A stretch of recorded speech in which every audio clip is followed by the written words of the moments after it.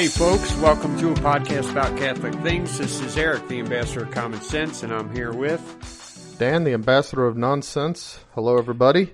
We're recording on Wednesday today. We're trying new days. I think we're gonna move. We used to always record on Fridays, and we're gonna move it to different days and see what happens. Yeah, that's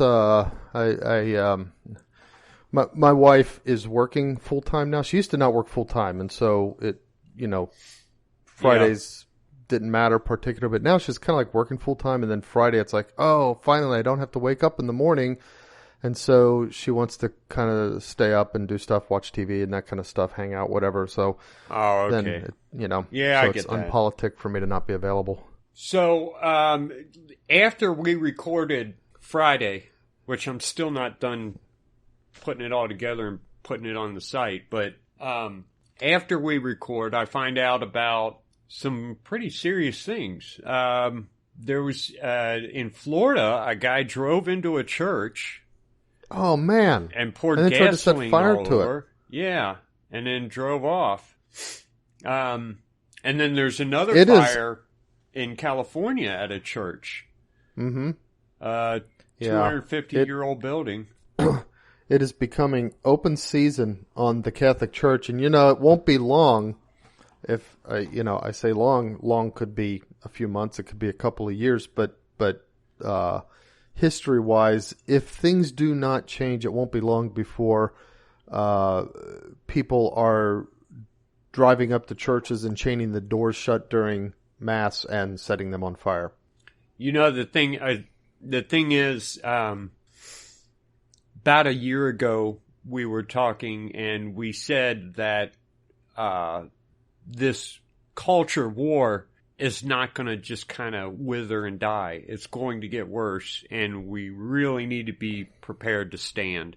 And we have to pray that there's enough Catholics out there with the strength to stand against it, as opposed to putting their masks on and going to the store and bowing down and taking it when we're being pushed into these corners. Well, what would really help in that regard is if we had leaders that we felt were giving us a little bit of support in doing that. Yeah, bishops who, which is kind of the topic of this podcast, isn't it? And we should start it with it. This is the second time in a row that we're starting off by talking about another podcaster who's got a much bigger name than us. Chances are, if somebody's listening to us, they've already listened to Taylor Marshall. We're what they listen to between Taylor Marshall podcasts. Right. We'll be the echoes with a little bit of maybe some interesting sub insights to Taylor Marshall's. It's well, for some people it's hunting between fishing seasons, and for other people it's fishing between hunting seasons. Well, there you go. Yeah, it's a good analogy. When Rush Limbaugh isn't on, I might listen to like Bill Cunningham or someone else. But anyway. But he's good at what he does. He deserves the recognition, and despite the fact that I think he's kind of slipping down into a slope here. I think he's probably giving too much sympathy to the St. Pius X crowd. The 10th, yeah. It's kind of but he hasn't said so. He was not involved in them when they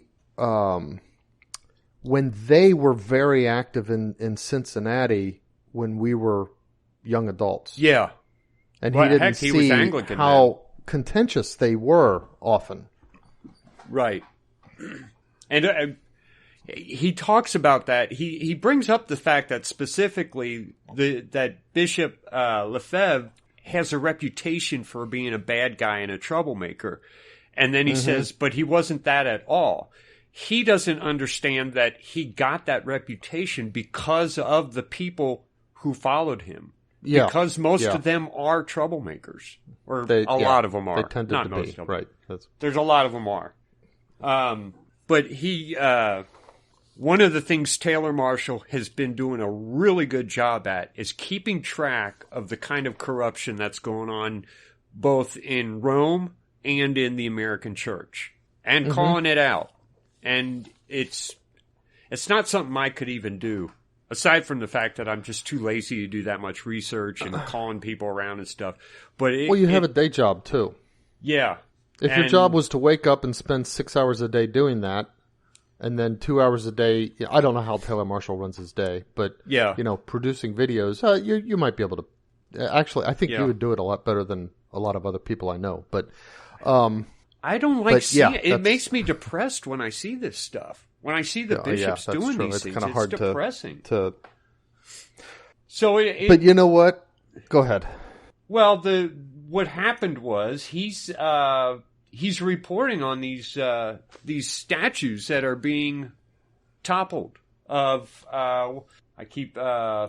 desecrated. What was it? Basically, what was the guy's name? Junipero Serra and Our Lady in a number of places. Yeah, a couple of Our Lady statues. And some in where was it recently? I saw the desecrating statue of Jesus, and they're calling for statues of white Jesus to be toppled. Yeah, in connection with the whole Black Lives thing. Right, because I guess Jesus is black. I don't know. Well, he's Hasidic, Middle Eastern. Okay, sure, he was the color of those people at that time. I'll give them that. But the thing is, Jesus is universal, so every culture is going to depict Jesus in kind of their own skin. That's how things go. That's how they work. The thing is, when you, for example, Our Lady of Akita, Mary appears to her as Asian, doesn't she? I think so. At least, Our Lady of Akita was actually wasn't that a statue. Japanese? Yeah, but it was a statue, a wooden statue. Okay, that's right. That's right. It wasn't a vision of Mary. I forgot. But I do know that there was a vision of Our Lady of Guadalupe, and not just a vision, but a miraculous image on a tunic is this Native American in the indigenous South American race. Despite the fact, you know what? The thing is, that's pretty darn close to the Jewish/Arabian color, if you would. Still, she appears in their garb because she's talking to them. And when Jesus talks to us, he appears in our garb. She'll never appear in skinny jeans. Yeah, I guess not. I'm just going to put that out there. Taylor Marshall starts calling on people, hey, we need to protect our statues. We need to protect our heritage. We need to protect our culture. And he kind of comes up with some little plans for doing that, ways to do it. And among all those things, he calls on the bishops. And he says, when are you guys going to step up? You, if anything, just go talk to these people and evangelize to them. Black Lives Matter and Antifa. And somebody on Bishop Barron's Twitter feed said something to him about standing up to them. And I've got it here. I'm just going to read it. You're talking about the tweet from Nicole Early Gray, the response. Because Bishop Barron had sent a letter to Antifa, to BLM about this, denouncing the fact that they're toppling statues. I'm not even sure that it was. Like he sent a letter to them. I think it's more like he sent a letter to us about. It was just kind of lip service, just saying I reject this. That's basically all it was. Yeah. And someone on Twitter said, great, another letter. What action are you going to do? It's time to go into the streets and talk in person with Antifa and BLM. You also need to get men out and stand guard around these and other statues, which makes sense. This is Nicole Early Gray who is saying this. And Bishop Barron's response is, that's the lady's job! Exclamation point. Yeah. That's the lady's job. You are meant to sanctify the public space. The bishops aren't police officers or politicians or community organizers. Vatican II taught that the secular arena belongs to the laity. I guess they're not evangelizers either. That's kind of the thing. Because seeing his response even before, and by the way, I listened to Taylor Marshall's. He's got a tweeted response, but I also listened to his YouTube podcast or YouTube show, whatever you call it. But I had some immediate reactions to Bishop Barron's tweet, which is, then why did the U.S. bishops insist on publishing letters and tracts on things like racism, homosexuality, and immigration? Yeah. If they're going to say it's not our job, if it's not our job, then why are you out there sticking your nose in, usually getting the issues wrong? I mean, okay, you say racism's wrong. You're not wrong about that, but you're wrong to emphasize that as though it's a bigger problem than it is. When it comes to homosexuality, instead of just outright condemning it and saying it's evil, we need to eradicate it, you're talking about, accompaniment and stupid stuff like that. And then, of course, immigration, you're just completely wrong. When it comes to things that are getting them in good with the Democrats, they're not saying, hey, it's not our job. That belongs to the laity. But if they really are going to step back and say, oh, that's the laity, you guys are supposed to sanctify the public space. It's like, okay, bishops, what you're doing is you're relegating yourselves within the life of the church to mere channels of the sacraments and anything else. And you're abdicating your role as teachers. And on top of that, they're not giving us the sacraments. A good number. They're not even doing that. They're folding up their tents and going away with that too. So what exactly do bishops do? Mm-hmm. And it didn't end there, because Taylor Marshall said something about it. He was respectful about it. I've got his response here. Yeah. Okay, you read it. He said, where in Vatican II does it say that Bishop Barron, that's actually all he actually, I didn't copy the entire tweet, but basically he asked the question, Bishop Barron, where in Vatican II does it say that? And Bishop Barron summarily blocked Taylor Marshall from following him, which I don't know how many people do Twitter and stuff like that. So basically Twitter, the idea of Twitter is that you go on there and then in few words, you've got to be kind of dense in how you write. You can put whatever you want. You can include links to websites and that kind of stuff, but each tweet, which the kind of the name implies something small and short, is meant to be fairly, quick, short, on point, and so forth. Right. And the idea is that you tweet, anybody can see it. And people can follow you, which means that the things you tweet are more likely to show up in their feeds.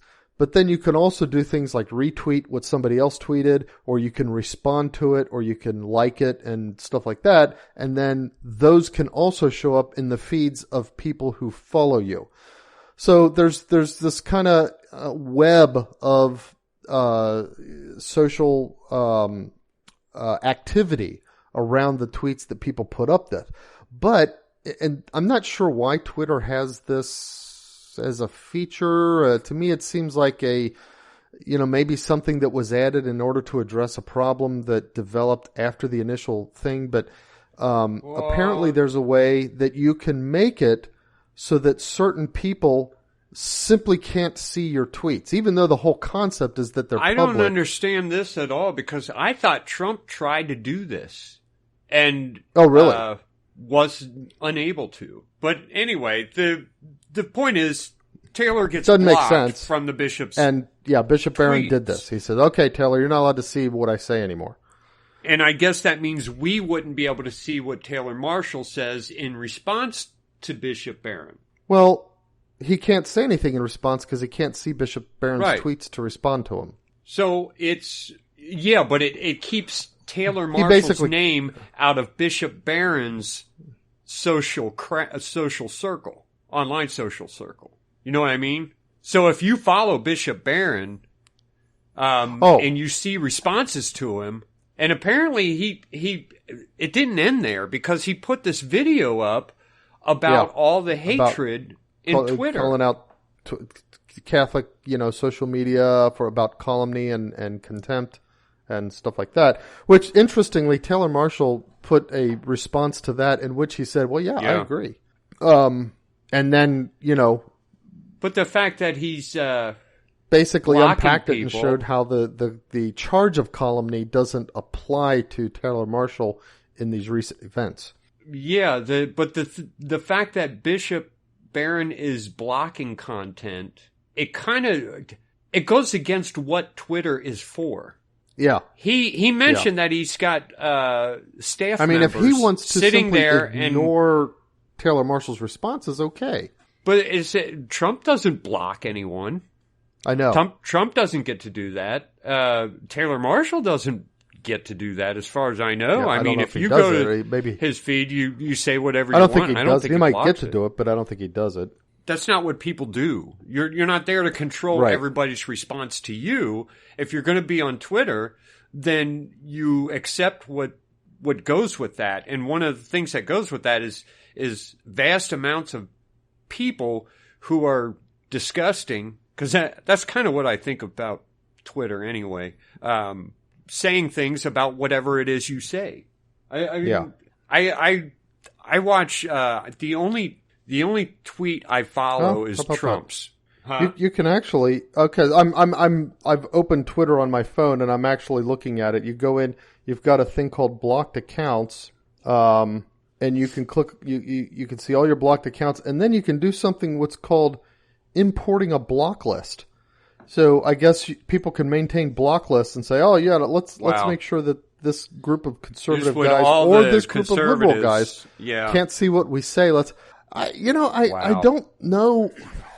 I don't know why somebody would do that. It's like, oh, I'm going to say something, but I don't want him to see what I said on Twitter. Well, then get off of Twitter and go to Facebook and just share it with friends. Put your stuff on there and make it friends only. Twitter's not the place for you if that's what you're doing. This is not what bishops should be doing. Trying to control content of other people. Trying to control what we say about him. By controlling the bishop who should can be even leading see us. his stuff. That's really his job, to lead us. Mm-hmm. And if he's not going to get out there in the public, well then...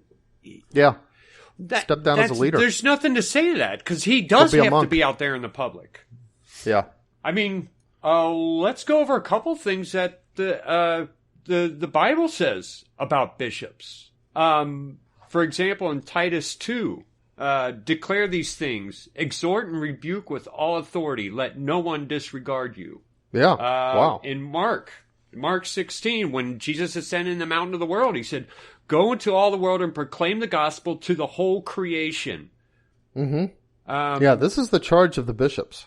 Yeah, they don't get to ignore this stuff. They have to be part of they have to lead the world. There's the old thing, you want to be from the world, not of the world. But they have to be in the world. They have to lead the world. Right. And among all of this, in all of this happening, we've got this one face who shows up over and over again, who has no real authority in the church anymore, and that's Vigano. Yeah. If I understand it correctly, he's practically in hiding right now. I thought he was still in hiding. Yeah, Cardinal Vigano. He was sent to the United States by the Pope as the nuncio, which I'm going to look up what that means.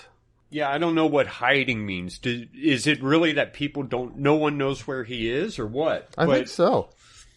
Okay, he's done a number ambassador. Of things.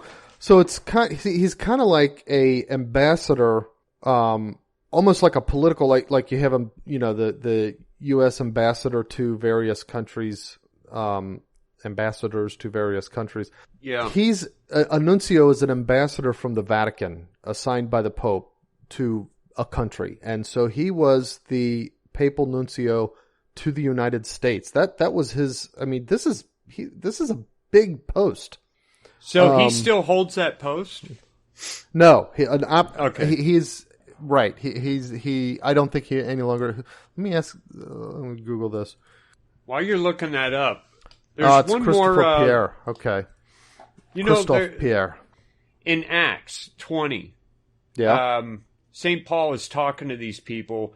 I believe this is after he's telling them that he's probably never going to see them again. He has come into the city, he's taught people, and he's assigned bishops. And he says to them, keep watch over yourselves and over all the flock, of which the Holy Spirit has made you overseers, to shepherd the church of God, that he obtained with blood of his own Son. I know that after I have gone, savage wolves will come in among you, sparing not the flock. Some even from your own group will come distorting the truth in order to entice the disciples to follow. Yeah. That's chilling. I know. And when we've got people like Barron, it's like, do you want to go down in history as one of the wolves? Yeah. Do you really want that? Don't you want to be one of the good guys?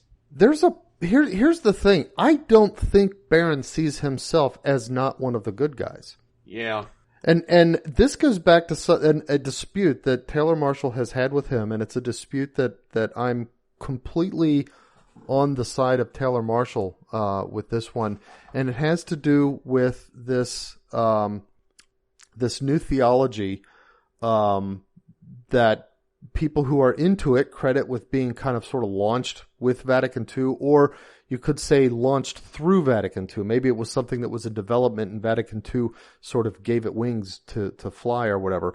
But it includes, and to me this is a huge deal, this idea that it's possible theologically to hope for basically an empty hell, at least empty of men. You know, maybe only fallen angels, but no men.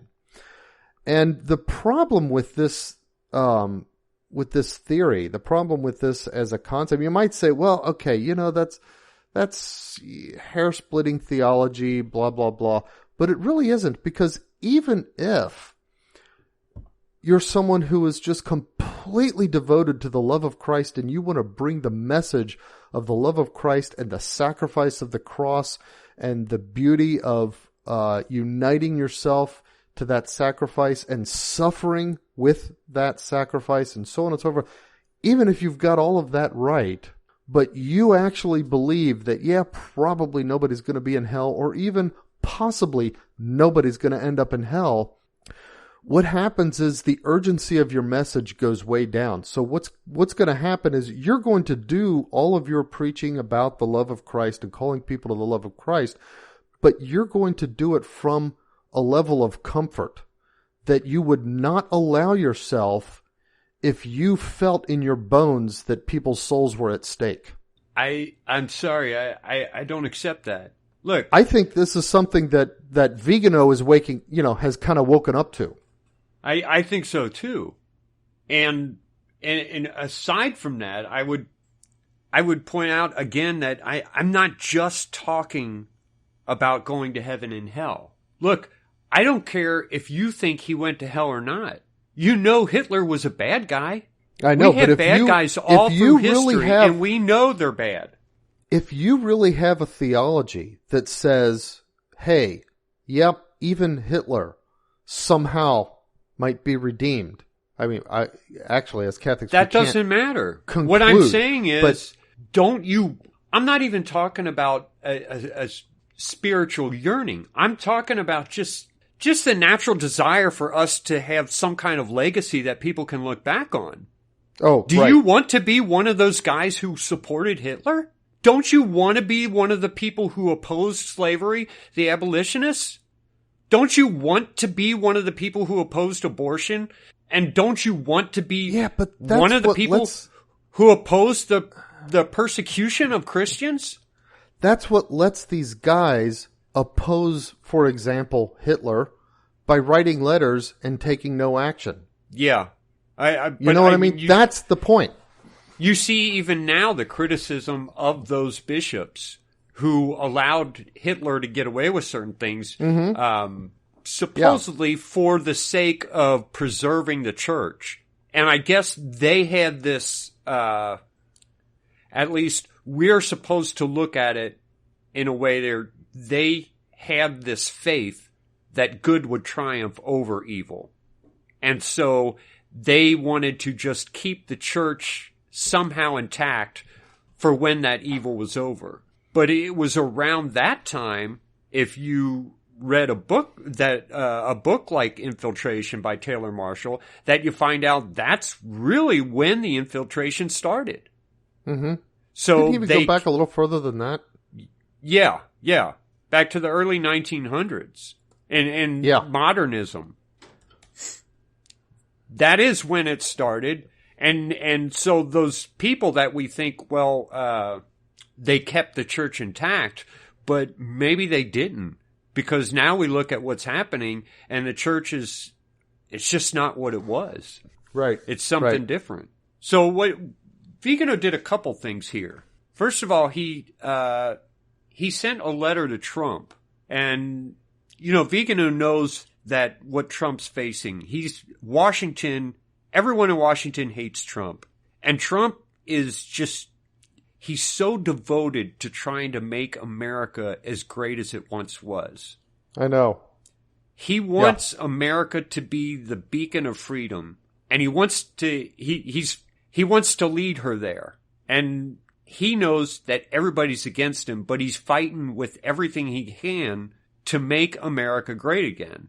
And now he's found out just how deep this deep state is, and he's finding out how much. As a president, I'm reading Vigano's letter, and I'm thinking, if I'm the president of the United States, and we've got these dire times politically speaking, and it's like this weird, insane resurgence of socialist sensibilities and stuff in the people and that kind of stuff, which is dangerous enough in itself. And then I get this letter from this cardinal in hiding that tells me that sides are lining up that are biblical in nature and proportion.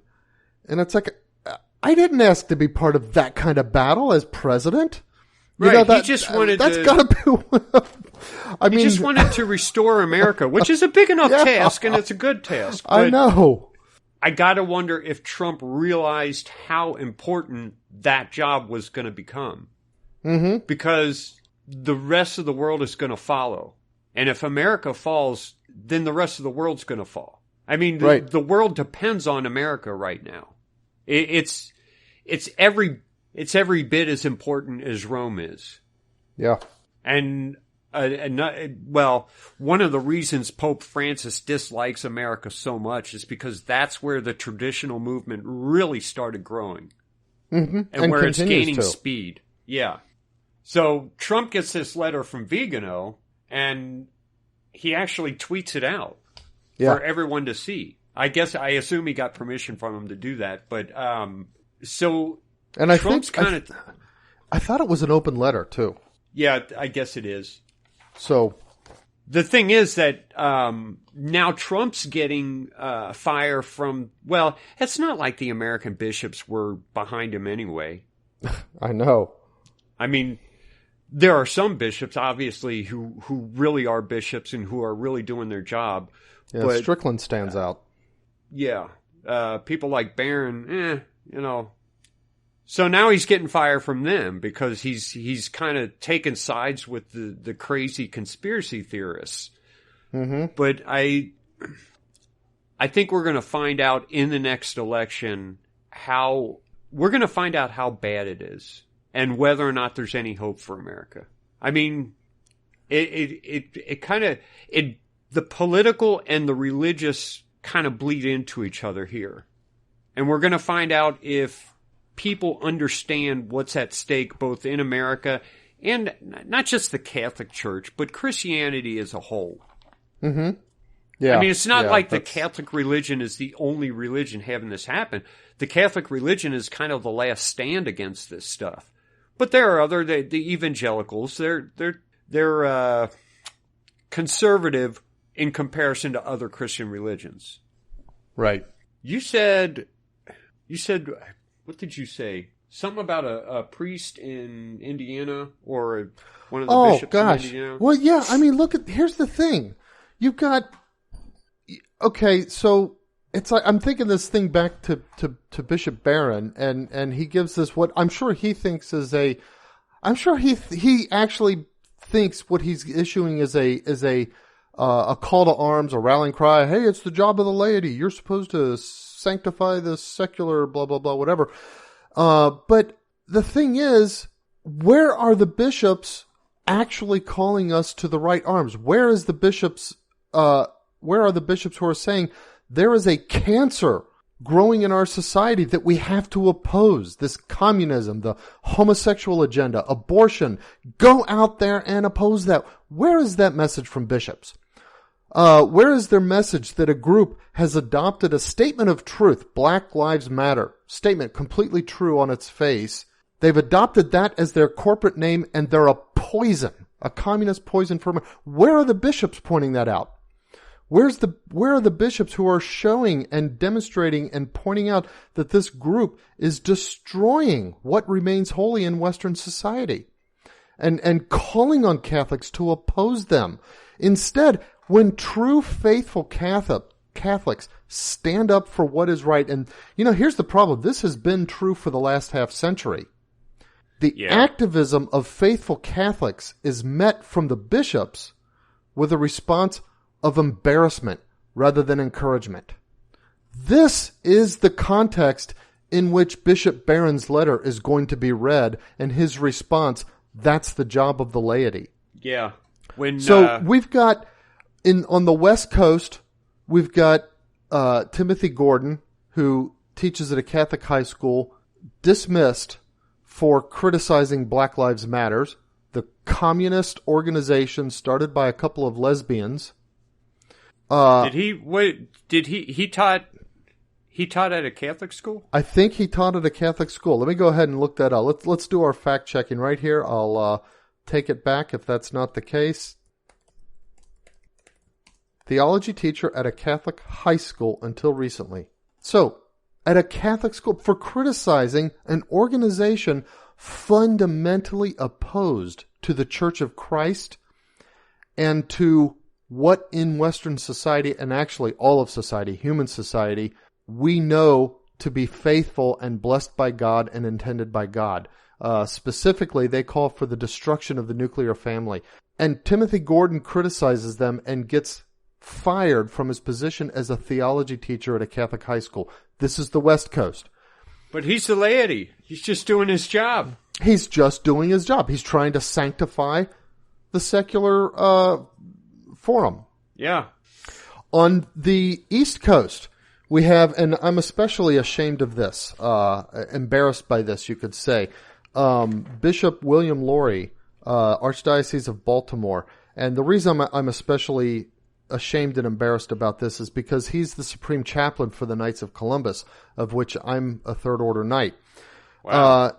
In the Baltimore diocese, he announced the appointment of a new director for the Office of Black Catholic Ministries.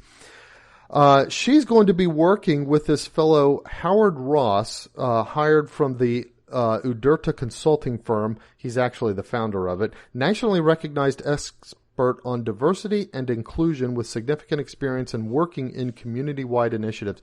You can guess what that means. No, he's a great big LGBT. He's a pro-LGBT. I was talking too fast? Yeah.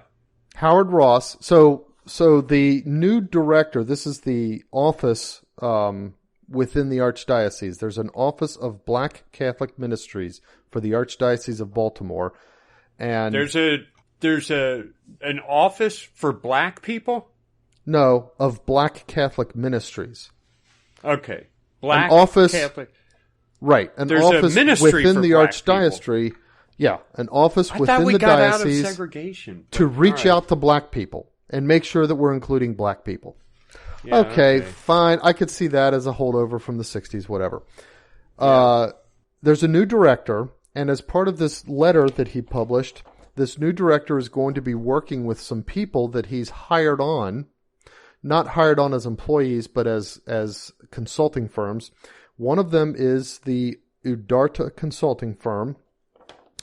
And specifically, she's going to be working, it's a woman who's the new director for this Black Catholic Ministries office. She's going to be working with this fellow, Howard Ross.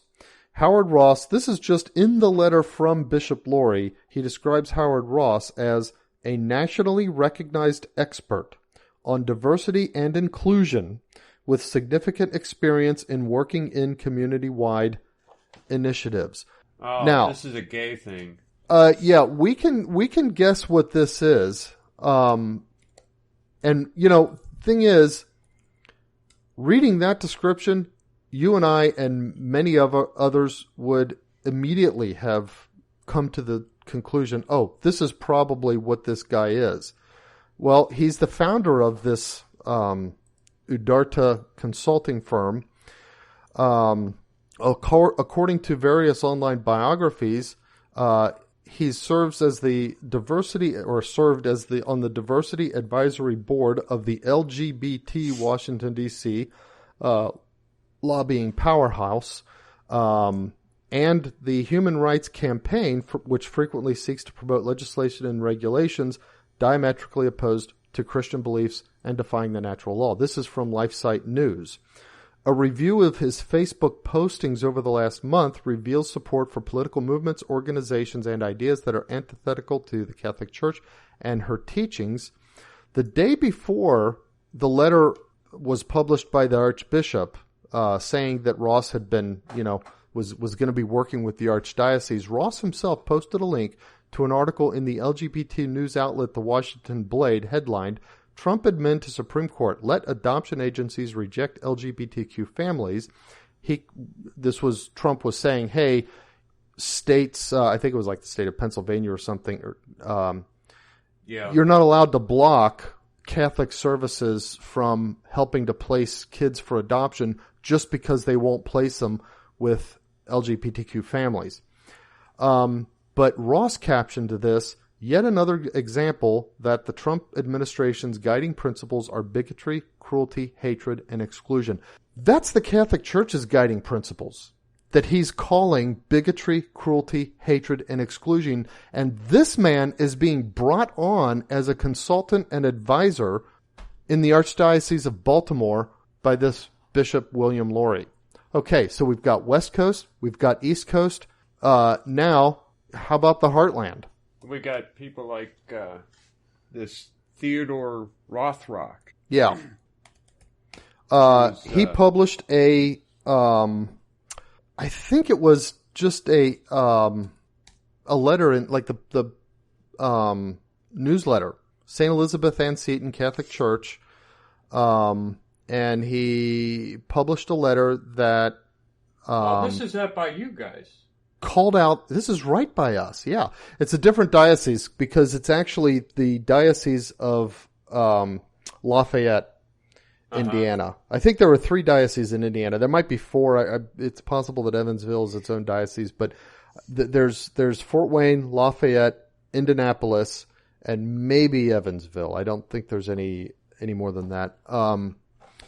But anyway, he published a letter in his, I think just, Catholic newsletter telling the truth about Black Lives Matter. Okay? I mean, that's what he did. Yeah. He was suspended and then forced by the bishop to apologize. So we've got it going on the West Coast. We've got it going on the East Coast. We've got it going on, right in the heartland. Across the land, this nation is being led, the Catholics in this nation are being led, and I put, scare quotes around that word, by sellout bishops who are selling out the souls of the faithful in order to court favor, and I've put this on Twitter a number of times recently, selling out the souls of the faithful in order to court favor with the enemies of Christ's church. They care more about what people say about them in the liberal media than they care about the souls of the faithful of their own flocks. Yeah, was it, is this the same bishop who would not allow that priest to hear confess. No, that was in Lafayette. That was in that was in Indianapolis. This is you're talking about Bishop Charles Thompson in Indianapolis. Which again, I'm embarrassed and ashamed to say he's my bishop. The two different priests had come up with ways. Okay, they shut down the public masses. Well, these priests, they weren't gonna go against the bishop. They were gonna follow the orders that the bishops gave. But in the absence of the ability to attend mass, there's this thing that they've been urging everybody to do: make an act of spiritual communion. All right, it's not the same as full sacramental communion, but at least there's a spiritual benefit to it. But guess what? There's not a spiritual benefit to it if you're not in the state of grace. Yeah. So there are priests who are out there saying, let's at least find a way to give people the sacrament of confession so that they can get back into the state of grace, which, when you're locked at home and away from Mass, especially in today's world with the internet, how many people are basically single and now they're being told to spend all their time at home and the temptations that are there with the internet and stuff. Right. So the priests are saying, let's make the sacrament of confession available to people. A couple of different priests had schemes to do that absolutely made it impossible to spread this virus in the act of hearing confessions. And yet the bishop, my bishop, shut it down. Yeah. There were a couple bishops who have forbid priests to have live streaming masses. Seriously? During this whole COVID thing.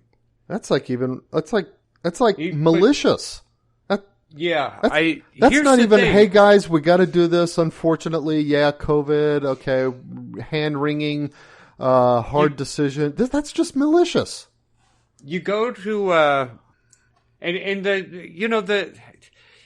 we talk about the mainstream media, and let's face it, there's a mainstream Catholic media too, and Taylor Marshall is not there, and that's why he's out there proclaiming the truth and holding up this banner for everyone. Right. And you go to some of the mainstream Catholic news, and I see articles that the bishops are concerned that people will somehow replace the real Mass with the streaming Mass and think that they're getting the same thing. They're saying that's why they forbid the streaming of Mass. But here's my problem. The bishops forbid priests from saying Mass long before the government ever made them. I know. That's what's disheartening is that it's like the bishops were eager to take the Mass away from people. Yeah. They didn't do it grudgingly. They didn't drag their dig their heels in, say, well, no, you're going to have to prove to me that this is a lawful order or anything like that. They were there first. Yeah. And to be honest, the bishops are the ones I would expect to be in jail for refusing to go along with this. Yeah. I would expect the bishops to say to the priests, all right, we've got all this money that we've used to bail out sex offenders and child molesters.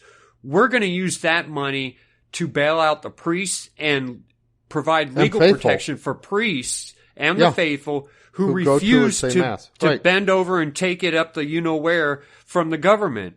And we're going to say, keep going to Mass, keep worshiping, keep honoring God, but they're not doing that. Instead, they're telling us, before the government even says you have to, they're saying, no, stop going to Mass. No, don't go visit the sick in the hospitals and cater to the dying people who need those last rites.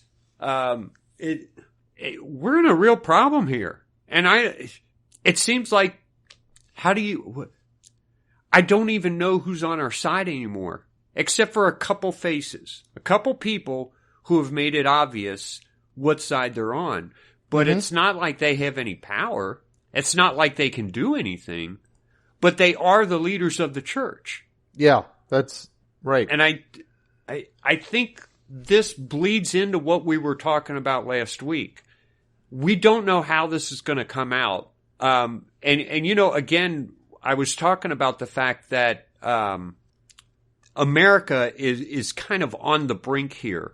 If things do not go well this election, America could easily not be there anymore.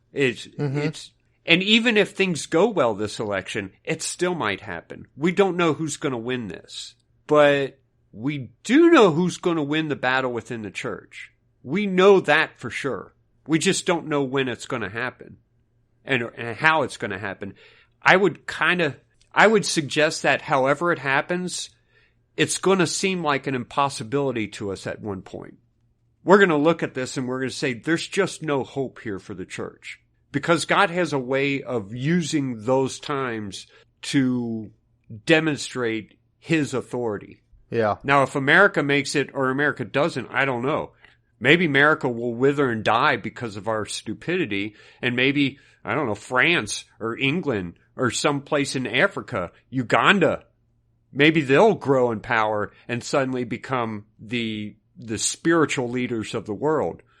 But we do know that the church, that Rome will survive this and will come out on top. Now, as far as the bishops right now, I keep praying that something's going to change, that they're going to wake up and think, oh, whoa, I've been doing bad things this whole time. Vigano has. Vigano has. Yeah. Vigano was part of the problem at one time. Well, I don't know about that. He admits that he was. He says that he was. I guess in his mind, the fact that he was silent was enough to make him part of the problem. Well, he was all like, have you seen the recent stuff that he's come out with? He wrote a letter, and this is really this is an interesting development. He wrote a letter, not just saying, hey, we need to whip back in line the interpretations of Vatican II. He wrote a letter saying, you know what, it's not reasonable to say we need to scrap Vatican II. Right. Just undo it, erase it, and go back and then figure out from that point what we need. And here's the thing. He's got there's suddenly 70, I don't know, signatories among clergy and theologians supporting this idea. Now, okay, 70 is a tiny number compared with the total world, but the fact that there's anybody saying this now is weird, amazing. Yeah, I know, but I still don't quite understand what that means. You can't erase history. History happened. No. You can't erase history, but you can say, okay, you know what, Vatican II, whatever we said there, because there are other councils that have come up with things and documents and that kind of stuff that they said, okay, this is not useful for the church. You could say that. And we're going to abrogate its standing as an ecclesial a set of ecclesial documents. I don't know if you could. That's what you can do. Look at it and say this is objectively incorrect. No, it's just that there may be correct, there may be incorrect here, but these documents are not recognized by the church as shedding light on the theological reality of the church. Okay, that's what you can do. I could see that. Yeah. But let's come up with a set of documents that do shed light in the modern world on the reality of the church. See, the problem is when we talk about it that way, look, I believe the Holy Spirit guides the church. And while members of the church can do some pretty awful things, the reason I'm Catholic is because I believe the Holy Spirit protects us from error. So if you tell me that Vatican II was full of error, well, then what's my reason for being Catholic? Yeah, but maybe it's full of danger. Like Taylor Marshall has said, weaponized ambiguity. It's right. Okay, the ambiguity itself is what protects it from being error. Yeah. But it's dangerous waters. We need to move our ship out of those dangerous waters. Yeah, that would would be good. I was reading a First Things article by George Weigel talking about Vatican II and kind of like the next pope. And he was talking about you've got people on the left and the right, both of whom say that Vatican II was a disruption. The right saying it's a disruption, it needs to be erased. people on the left saying it was a disruption. It needs to be embraced. And the next pope needs to clarify and say, no, it was not a disruption. It just needs to be interpreted in the light of the constant tradition and then embraced in that light. But the thing is... Well, that's what Pope Benedict did. That's what Pope Benedict asserted to do. But here's the thing about that. In the light of tradition, it doesn't offer anything new. And that's why I really am... Have you seen... Yeah. I think it's a really good kind of depiction of kind of what it means and what it feels like. The horse? The horse, yeah. Yeah. You've seen his hermeneutic of continuity, where the back end of the horse, the representing presumably the past, this very well drawn, nicely shaded, kind of, pencil drawn, but very subtly shaded and drawn perfect. And then as it gets towards the front, and then by the time you're to the front, it's this like weird stick cartoon, child's thing. That we'll put a picture of it on our website. Not that anyone who's listening to us hasn't already seen it. That's true. But I really believe that. I mean, I've read documents of the past and documents of the current church. I mean, there are a few documents of the modern church post Vatican II that I say, okay, that hit exactly where it needed to hit right now. Everybody ignores them. But for the most part, yeah, I think that's probably true. It's like, okay, you can say, yeah, this is to be interpreted in the light of tradition, but then what are you saying that's new? Why did you get together and have a council? Yeah. Well, see, that's, I know, but what we're left with is, let's go back to that horse. It needs to be a horse. That's the point. That's why it's like, okay, let's forget let's erase the cartoon and put a horse there. If we erase the cartoon, then it's not a horse. And we have to at least keep it a horse. Right. That's why I'm saying not only just say, we can't, it's not enough to just go back to the 50s and say, okay, we're going to do a reset. Now we'll live that way. That. We have to replace Vatican II with something that's authentic. It would be like, if we gave the picture of the horse to God and said, can you fill this in to make it look right? And suddenly now the whole thing is a beautiful horse. Maybe even adds color.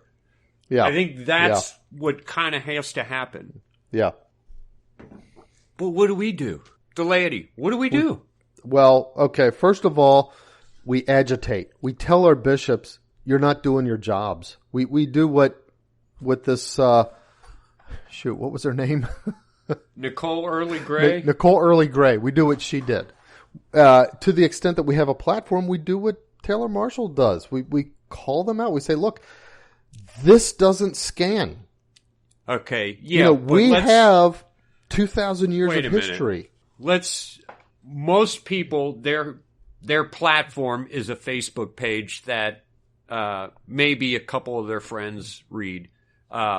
Even our platform is so incredibly tiny compared to anyone else's platform. But it's not... The single biggest thing most of us... Let's be frank here. The single biggest thing most of us can do is pray and be ready should the calling come. And this is what's difficult, to act heroically. Yeah. There's... And that's the thing. Bishop, and here's where the bishops ought to be leading, even if the bishops themselves aren't, who was the Pope, Pope Leo, which Pope went and met Attila the Hun? Was it Leo?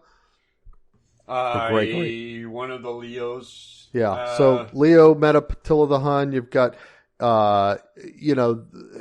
you've got popes who place themselves in positions, and lots of bishops who place themselves in positions. Pope Leo the First.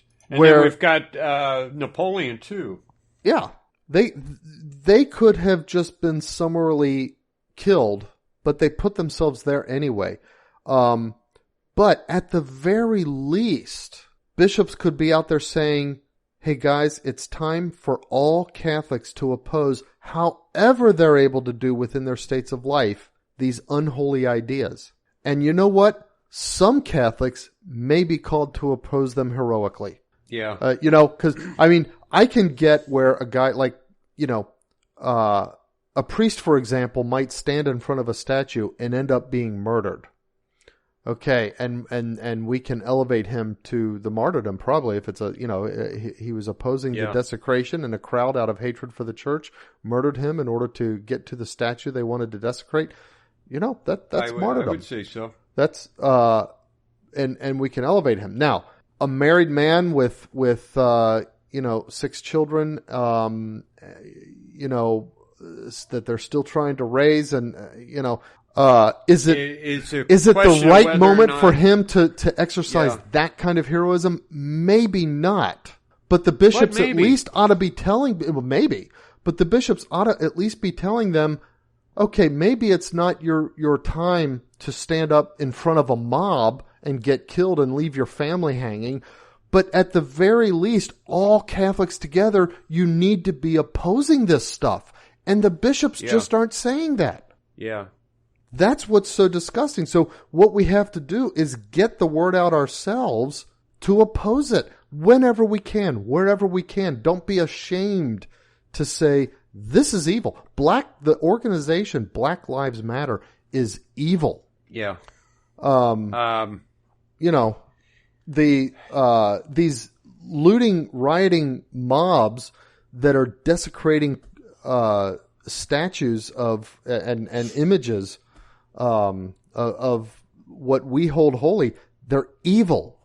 And the organizations that are supporting them and the people that are supporting them are supporting something evil. You know what? Even if your bishops are doing so, they're supporting something evil. Yeah.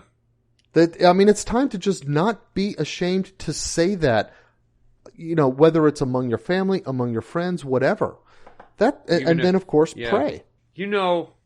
I don't know if I can put it into words. I don't know if I can illustrate it with words. But this COVID-19 scare and the requirements to wear masks everywhere, I don't know why, but it's tied up with this whole thing. It is, isn't it? It's woke to wear a mask. Yeah. I don't know why this is, but it is. It's a signal that I submit to all of this crap. The mask is, it's not just a mask. In fact, it's not even a mechanism for preventing the spread of disease.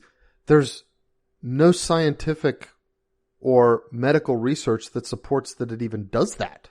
It's like wearing a clove of garlic to hoard off, to a vampire or something. Vampires. Yeah, whatever. It's silly. But what it is it's the equivalent of when a dog, wants to show submission, turns over and exposes its belly. It's that. That's what the mask is. That's how I've been thinking about this the whole time. And I've from the very start, I thought this. From the very start of the COVID-19, I thought, I don't know why. I just know that this is BS. And they're turning this into something that it's not. And I don't think any Catholic should be fooled by this. And that's kind of what's happened here. Now, here in Cincinnati, I went to the Micro Center store. Right? Okay. The governor has recently said you have to wear your mask in public places. Okay. I have yet to wear it other than times when I have to do it for customers in order to earn a living. Yeah. But, I went up to Micro Center where you buy computers and stuff. Believe it or not, they did not ask me to wear it. Someone asked me if I wanted one as I walked in, and I said no and walked by. But you should have said yes. You should have said thanks, and stuffed it in your pocket. Put it in my pocket. Yeah, that would have been good. But there's maybe 75 people there. I was the only one without a mask. Oh, the only one. Now I go into the grocery store around where I live. Maybe about 10 to 20% of the people do not wear masks. Right. You see different crowds where you go to different places. Sam went up to St. Martin's, the Nova Sordo church close to us. He said he was the only one not wearing a mask. Wow. Would they do this at communion This is a Catholic time? church. I don't even know what they do at communion. Here's the thing. Sunday morning I got up early and I go down to Old St. Mary's. Mm-hmm. It's not a Tridentine parish, but they have a Tridentine Mass. Oh, is that the one you went to? Do they still have a Latin Novus Ordo as well? You know what? I don't know if they have that now or not. I think they do because they specify this is the traditional Latin Mass in the newsletter, and I think there's also like a German one. They've got a bunch of different parish. Ones. They used to have Mass in German. I think they still do. Yeah. Okay. By the way, I'm gonna give a shout out to a whole Old St. Mary's Church. It's a beautiful kind of an older style church. And it's they have a wonderful organ and the church itself has wonderful acoustics. To the extent that choirs that are really into, the more sacred styles of music, it's kind of like a coveted place to be able to sing. I was married there. And I was married in a Novus Ordo Mass, but the Mass was in Latin starting at the canon. The way we did it in order to make people feel a little bit more comfortable was the first part of the Mass, the readings and stuff, up to and including the marriage rite, which Father Byers insisted on. He said, I'm not going to give you any excuses. Oh, yeah, because you didn't know what you were saying. So that was all English. And then as soon as we went into the canon, the Eucharistic prayer, we switched into the Latin. It was Novus Ordo, but we just did Latin the rest of the way. It was kind of funny because our Uncle Joe always went to the Latin English Mass with his wife, who I think at the time wasn't even Catholic yet. And it was kind of funny. She approached me after the wedding and she said, well, once you got into the Latin part, I felt a lot more comfortable because I knew what was going on. Well, I see him at Sunday morning Mass down there at the Tridentine Mass every Sunday. That doesn't surprise me. Which, this is part of the story though. He's a funny guy. And, I went down there. I didn't have a mask when I went down. Mm-hmm. I didn't bring one with me. And I'm walking and I'm thinking, what if they tell me I have to wear a mask? I have refused everywhere. Yeah. If I go to a company to buy something and they say you have to wear a mask, I'll say, okay, I'll buy it somewhere else.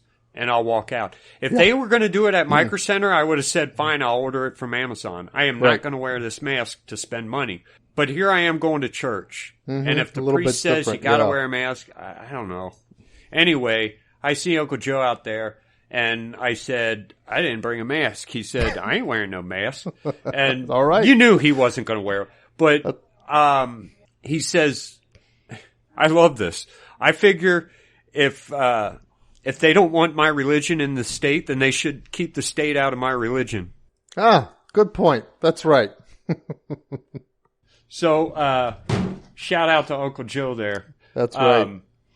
Anyway, dude, not a single person had a mask. Wow, awesome. Not one. That's why it reaffirmed in my mind, this is not just about masks. This is something else. It's, and the traditional Catholic does not wear it. Right. We've been going to Holy Rosary. It's kind of funny. Ever since COVID, and then as they were kind of coming back online, we had been going to this local parish that's a few miles away in Danville, Our Lady Queen of Peace. And the priest there he's a good guy, but as things were coming back online, he's saying things like, it's clear that he's very scared of the virus and he's got all these precautions. And he's talking about the need to wear masks and bring hand sanitizer, but he's referring to them as requirements, both by the government and by the archdiocese, which they were not when he was saying they were. And this really bothered Terry, and that's my wife, by the way, everybody. And, of course, at the same time, I've kind of been, thinking lately I'd like to get back to going to Holy Rosary anyway. So we've been going there, generally Sunday mornings, the 9:30 Mass. It's outside so that they don't have to limit the number of people, weather permitting. But nobody wears a mask. except there's one priest who comes in and visits once in a while to help out with communion. He wears a mask, whatever. But, it's... Hold on a second, Danny. Anyway. Okay. So, yeah, Holy Rosary, same kind of... And this is a parish that has a regular traditional Latin Mass as well. So, yeah, there's something there. There's a correlation. I would encourage everyone to publicly announce your alliance with the nonconformists. Yeah, in this case, that's where we need to be. This conformity is there's something diabolical about it. If nothing else, so that we can see each other and say, I'm not the only one who's not going to conform. Mm-hmm. We can see other people and say, there's other people like me who think this is just stupid. It would be different if there was a shred of medical, research supporting the use of masks. Yeah, it would be a little bit different, but it's not that way. And the masks themselves, the laws themselves don't even make sense. A lot of them just say face covering, not even a mask, and it's not a specific kind. It's like, okay, well, it could be a net. I know I was thinking I had to make a fishnet mask. And say, I think I'll do on. that. The next time somebody says you need a mask, I'll say, all right, and I'll put a fishnet mask on. Or if not a fishnet, at least like a mosquito net mask. Yeah. That would probably be okay though. That's the thing. That's the weirdness of it. It's like you don't even believe what you're going on about. I'm working on getting a stencil made with the word placebo on it, and so I'm going to make placebo masks. Okay, I want a bunch of those. Jason's getting one made for me. You got like silk screen a bunch of placebo masks. You could I was going to do silk screen, but is it the way the masks are? Well, because on a t-shirt, you've got a good flat surface to use the silk screen with it. But with a mask, you don't have that flat surface. Oh, okay. So I don't know enough about clothing and making these kinds of things to figure out how to do it. So I'm just going to take a stencil and spray the word placebo on there. And hopefully I'll be able to make a bunch, and maybe I'll put them for sale on the website. Okay, make a few that just say, "This is stupid." I like that one too. Yeah. I'll even order one. Okay. Anyway, something like that would maybe kind of begin to create a show of solidarity. Mm-hmm. Yeah. And for people who aren't going to just bend over. Yeah. Sorry to be crude. Other than that, praying and fasting is probably the most we can do to fight this. That's the single biggest thing that I think lay people, the normal everyday lay person can do. Okay, if there's people threatening a statue down at your local church, you could run down there and be part of the crowd that's praying the rosary. And by the way, did you notice the news? There have been a few incidents of people, all they do is show up and start praying the rosary, and these BLN mobs end up going away. It's amazing. Yeah. And I really think I think part of the purpose of it, of God kind of putting that out there and working that way, is to say, people, this is your first response. Pray the rosary. And then if you're called to something more, I'll let you know. Anyway, but prayer and fasting, and sadly, it's one of those things we just don't do well. I admit it. I'm terrible at it. I struggle to say my daily prayers, and they're not a lot of prayers. I get in a few rosaries a week, not nearly enough. But I've been pretty consistent about my doing the morning office. Yeah. But the rosary, it's like since I've stopped going into work, it's like the drive was my rosary. Right. And now it's like, I guess I'm being neglectful or whatever, but I gotta, it's like, okay, now I actually have to make it real and make time for it, not just use an opportunity. Yeah. Yeah, you can't be an opportune prayer. You have to make the opportunity. I don't think I have anything else to say on this subject. Nope, I guess I don't either. I think we've talked it through. It's like, fellow Catholics who are trying to be faithful. We know that you're not getting the support, encouragement you need from your church leaders and your bishops, and usually probably not even your priests. You're probably feeling you're probably feeling a lot like you know the movie Die Hard. You've seen it, right? Yeah. And yeah, you're kind of and there's one point where John McClane and is, I forget, what happened immediately before, but he's up there. He's like taking on the terrorists all by himself. And the it's LA, right? Chief of police or whatever that's down on the ground is like, yeah. Like chewing him out for breaking a bunch of windows because he threw that C5 down the elevator shaft. Yeah.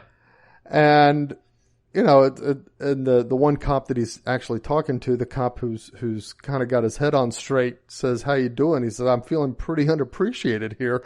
That's got to be what so many of the faithful lay people are feeling like with regards to their priests and bishops. Yeah, especially if you do go out and do something courageous and you've got no one in you backing the bishop you. spanks you for it. Yeah. And it not only doesn't support you, but slaps your wrist for it. So, it's like that. But you know what? He's a cop, so he did what cops do, and he did his job, and that's what we've got to be. We've got to be faithful, and we've got to do what we do, and we've got to get out there and do our calling. Yeah, Catholic faithful. All right. Well, let's get into current events. There's like 5 of them. There's hardly anything here. Okay. Well, I'll let you do there's this church burning, and then the guy who attacked the church and drove in and started it on fire. We don't know why that church in California burnt down yet. Oh. I don't think they've called this arson yet, but okay. I'm just going to assume it was, because that mission was started by the Junipero Serra. Yeah, so that's right. I'm going to assume that it is. Other than that, and some of this stuff going on between Vigano and Trump and Taylor Marshall, we've got a 1985 Nintendo Entertainment System, the Super Morio Brothers game, still sealed in its box, sold for $114,000. Wow. So a sealed Super Mario Brothers game sells for pretty much. What's this going to tell you? Because, this is not a game that they're going to open up and plug it and play. Right. I don't get that. I don't understand that part of it. That, it's... a lot of these electronic systems, it's not like they work if you don't use them for a long time. You know what I mean? Yeah. It's not like pulling out a little Star Wars figure that you can play with or anything. It gets to a point where it's never going to work. They paid that much money just to, $1,000 gross just to have it. Just to have. It's not even a painting that you can put on a wall and appreciate. All you can say is I have it. Yeah. Yeah, I guess that's weird. That's when there's a world that where people have enough money that's not a concern. They could do that. Yeah, I mean, I cannot imagine having that much money. Yeah. I can't imagine having enough money to pay $500 for that game. Yeah, no, I know. Right. Because even if I were a millionaire, I don't think I would pay $500 for it. But by the way, just that brings to mind, have you ever played the game Portal? Portal? Yeah. I don't think so. For a while, they made these Portal Sentry toys. And they were motion activated, so you walked in front of it, and it would open up and then say something, have one of the lines that the Portal Sentries in the game had, and then start shooting you. Charlie bought one. Or I forget if he bought it or got it for Christmas or something, but he wanted one, he got it. I think he bought it with his own money. It was like $20 or something back when he bought it. Yeah. The kids checked on like eBay or something and found that they're selling for like $250. Wow. Yeah. Cool. I know. He's obviously he's not going to sell it. He's hanging on to it now. Yeah. Anyway, what if there's some kind of way to preserve the electronics to keep them from going bad? Yeah. Well, given that it's the modern ones with ICs and that kind of stuff are more likely to preserve. But it's pretty neat. Oh well. So the Washington Redskins have folded. They're going to drop the name Redskins. I don't know what they're going to call themselves. I don't know. You know what? They should call themselves the Wimps. Anyway. Yeah, I mean, I'm not into football that much, but they should call themselves the Wimps, since that is the opposite of the image that was intended by taking the name Redskins. Right. You take an Indian name, you're talking about tough guys. Like Apache, right. Apache helicopters. Right, exactly. We name our battle helicopters after Indians. So, yeah, go ahead and change your name from Redskins to Yellowbacks. Yeah.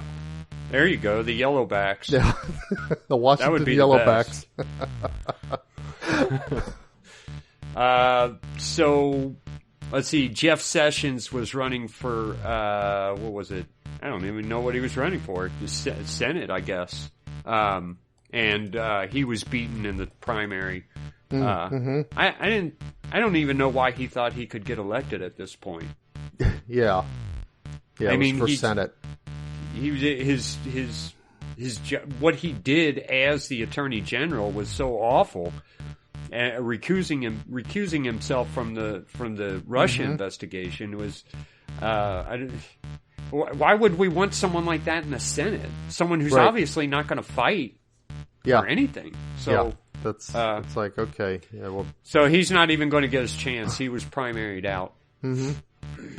On the other hand, Kanye West has filed his paperwork to run as for his presidential campaign. Was he just running as an independent? Or? I guess he is. Yeah, he's an independent. Obviously, the Democrats aren't going to take him. He's denouncing Planned Parenthood. I thought he was kind of into Trump.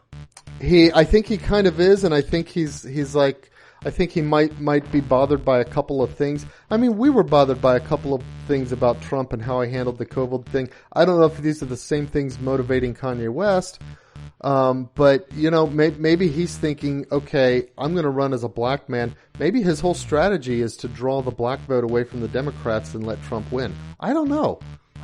I think I kind of thought maybe that was his strategy, but I don't think so anymore. I think this is something else. I don't know what. I wonder if this is just a stunt. Could be. Who knows? It's. I guess we'll wait and find out how serious he is. He's. I don't think he stands a chance, but no, I don't take him seriously as a candidate. But it's kind of an oddball thing. It's like, okay, if you're really for the same kinds of things that it looks like you're saying, why aren't you putting all your support behind Trump, who has a chance of winning? I guess the differentiator is what I haven't gotten yet, other than the fact that he's black. Yeah. So. Okay, well, he's that's actually all the news I could find. There's just not really much going on out there. Okay, well, I agree with you, but we have a little bit of nonsense. Okay. One of them is actually really cool. In fact, I'm going to send you the link so that you can put it on... shoot, I don't have email on this computer. My email's on my other computer. I can do it later. Anyway, because this is really cool. Guinness World Records as a Master Jenga stacker. The guy managed to stack a pile of 484 Jenga blocks on top of just one piece. The whole thing is built like this inverted pyramid, like with the point down at the bottom. And it's kind of cool. Oh yeah? Yeah.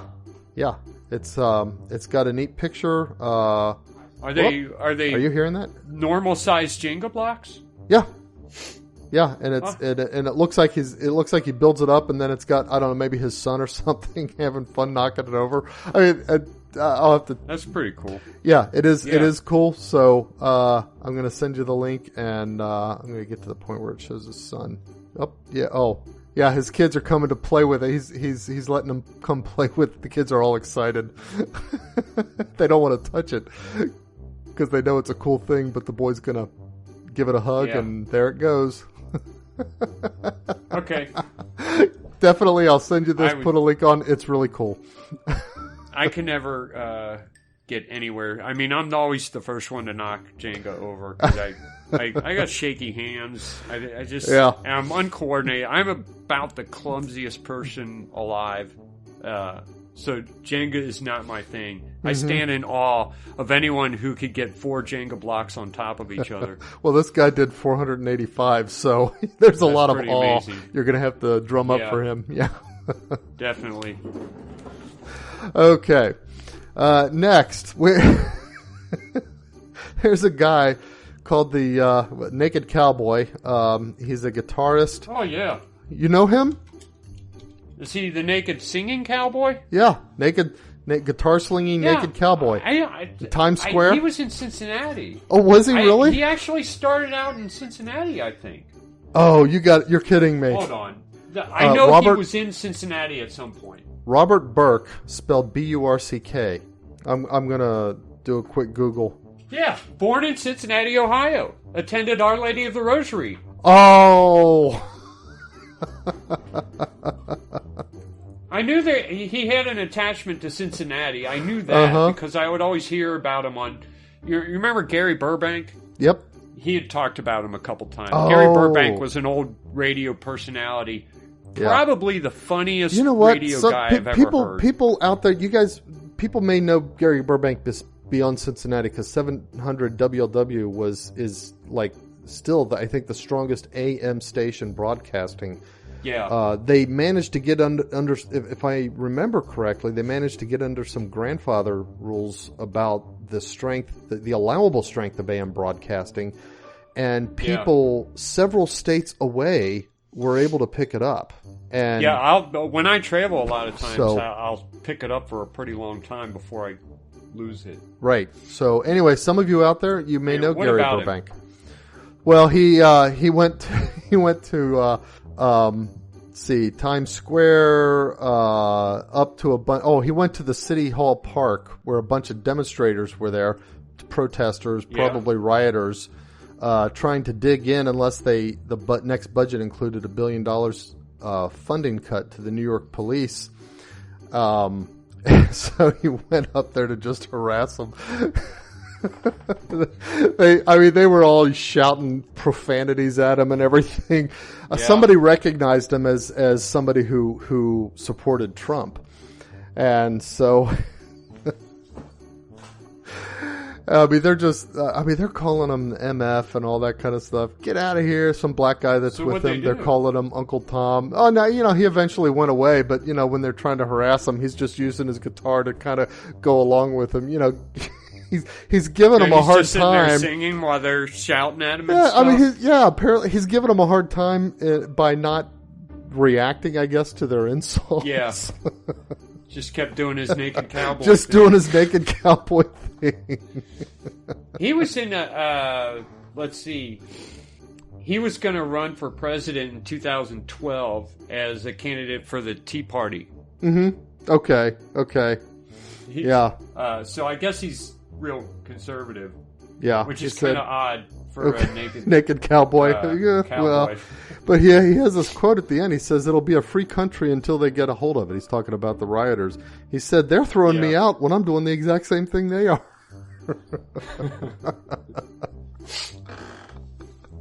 So that's pretty good. Yeah. All right, and then last on the nonsense news, we have a 28-year-old British woman saving a couple people from drowning off of a naturalist beach in Cornwall. She was topless while she was saving, I guess, a couple of sisters and what was it, like a nephew or something like that, got caught in a riptide out by some rocks, and she managed to get to them and pull them back in to the shore. What, you know about this? Woman. Almost naked. She was topless. Oh, she was topless. But it was a nude beach, a naturalist beach.